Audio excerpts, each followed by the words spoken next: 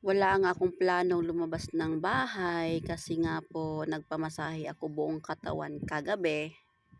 At ang sabi, bawal daw akong lumabas ng bahay para di mahanginan. So, bigla namang nag-chat ang aking kapatid na si Leia na sinugo daw sa community yung kanyang anak, which is may pamangkin na si Leah Jean kasi buntis nga po yun. So ito na, dali-dali agad ako nag-sunblock sa mukha ko. At sabi ko nga na wag na isama si Pauline kasi ospital na mapupuntahan namin. Bawal ang baby doon. Sabi ko sa kanya mag-wifi ka na, magsa-cellphone ka na lang. Tapos nung paalis na kami ng papa niya, biglang nag-iiyak ng tukmol na to. Talagang di magpapaiwan kung mag na to.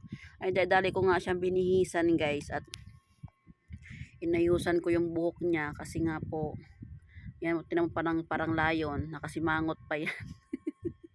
Medyo nainis ako sa part na yan kasi di ko mahanap ang suklay. Pinapahanap ako pa kay kuya ang suklay namin putol.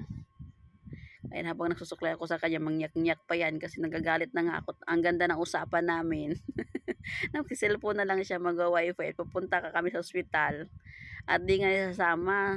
Nung paalis na kami, biglang nag-iiyak ang kumag na to. So no choice, sabi ng papa niya, isama na lang daw din. Sinama ko na. Inayusan ko na, binihisan ko na, sunuklayan ko na.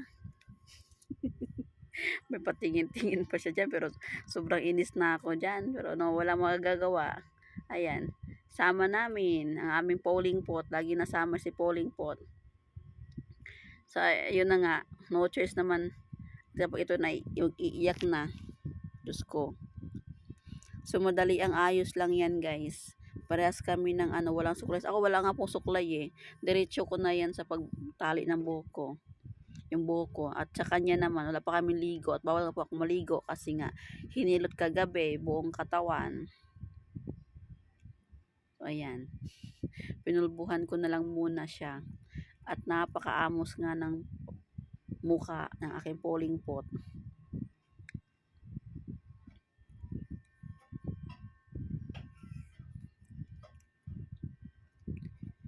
Ayan. May pa-cute-cute pa sa camera.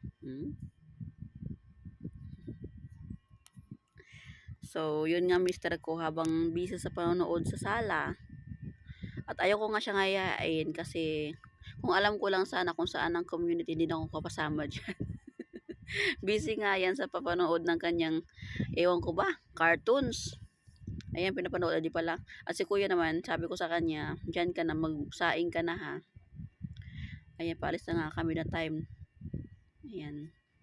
Sabay promote pa.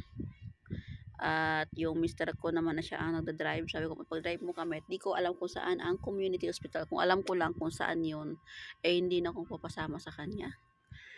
Yan, sabi ko, dito lang yan pala. Dito lang pala. Sabi niya, doon lang yung hospital sa community. Doon sa pinagbilhan mo lagi ng frozen foods. Ay, hindi naman ako nakapunta doon talaga. Kung alam ko lang hindi na ako nagpasama. Lumarga na sana ako mag-isa. Sabi ko, dito lang pala. Kung saan ako banda bumibili lagi ng frozen foods. Kasi lagi akong dumadaan dyan guys. Ayan, makikita yan. Yan. Sa highway lang yan, Santa Rosa. So, lagi akong dumadaan dyan. Every time na bibili ako ng frozen foods, dyan talaga ako dumadaan. At sa may paliko na papuntang Megason, dyan. Ayan, alam ko yan. Alam kong ang area na yan. Pero hindi ko alam kung saan ang community hospital. Kung alam ko lang, dyan lang pala. Iikot ka lang pala. Yun na yun. Sila po guys. Thank you.